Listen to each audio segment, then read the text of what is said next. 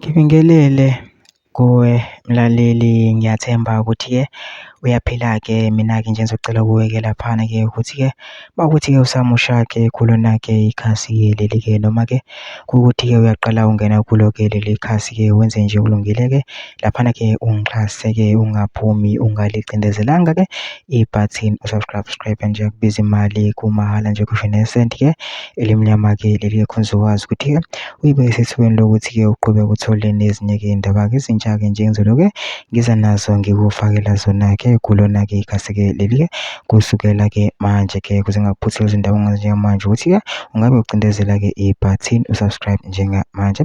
Udaba kulethele lona-ke namhlanje-ke la kulethele udaba kulesihluku ngendlela-ke isimanga-ke lenzeke laphana-ke endaweni-ke yesigameko iNanda eMawoti-ke laphana-ke lasekuvakashe umkhwanazi khona kaningi. Impela-ke ibhadi kushawa abalisa ababili besolwa ngokutshontsha, omunye washona kanti akusibona-ke abatshontshile.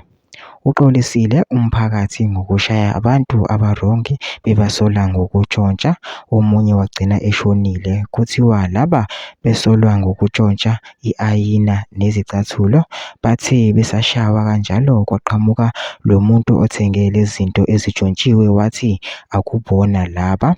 Kwatholakala ukuthi omunye sebembulele, ubese uyaxolisa umphakathi kulona obesaphila, bamqaqa intambo bamdedela. Lesi sigameko senzeke eNanda laphana-ke eMawoti.